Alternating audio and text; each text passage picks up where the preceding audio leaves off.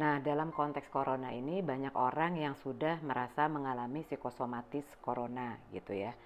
Nah, misalnya pada saat mereka udah baca berita tentang gangguan gejala tubuh penderita COVID-19 positif, terus mereka tiba-tiba ngerasa gatel gitu ya, tenggorokannya, badannya nyeri gitu ya, terus sedikit meriang gitu ya.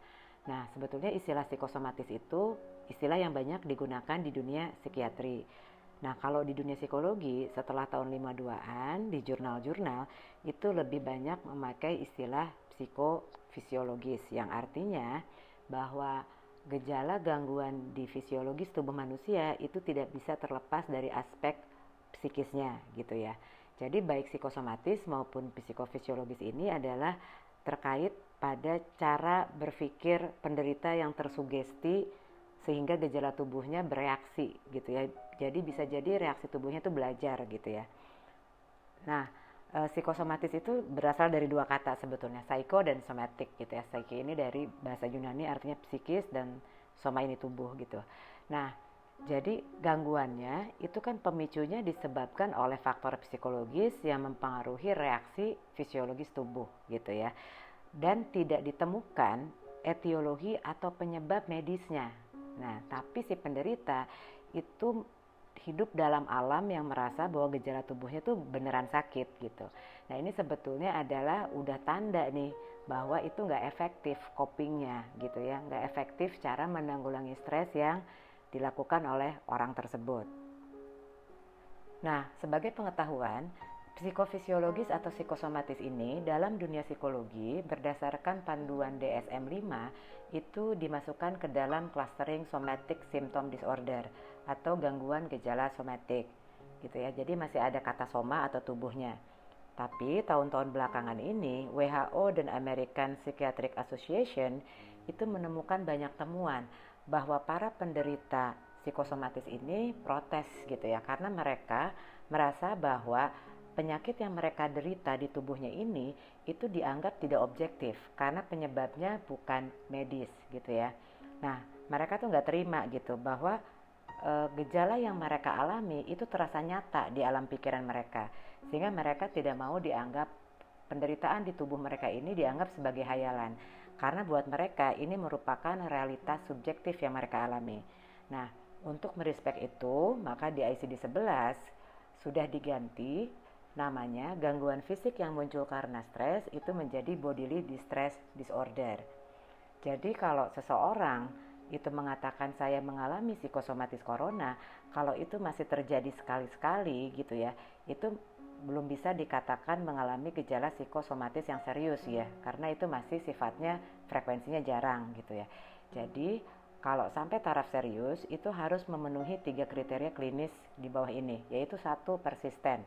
Jadi persisten itu artinya terjadinya setiap hari enggak? Dan selama tiap hari ini terjadinya berbulan-bulan enggak? Setidaknya sampai 3 atau 6 bulan itu dianggap waktu yang signifikan gitu ya, sebagai gangguan yang serius. Kemudian yang kedua, selama 3 dan 6 bulan itu apakah terjadi fokus perhatian berlebihan dari penderitanya sehingga dalam misalnya 24 jam itu mengambil waktu produktif karena saking terlalu fokus perhatian terhadap sakitnya, sehingga itu kemudian jadi mengganggu kesehariannya, jadi akhirnya nggak bisa kerja gitu ya, nggak bisa sosialisasi atau mengganggu waktu-waktu produktif dia untuk bekerja gitu. Kemudian yang ketiga adalah simptomnya ini sudah berupa gangguan yang misalnya apakah sifatnya itu menetap gitu ya, jadi tunggal, misalnya hanya sakit kepala aja tapi tidak sakit yang lainnya, atau sakitnya memang bisa banyak ya, sakit kepala juga ya, jantung berdebar gitu ya, ya selalu lututnya lemas gitu ya. Nah, 3 kriteria ini yang menentukan keseriusan apakah seseorang mengalami psikosomatis dalam taraf yang serius atau tidak.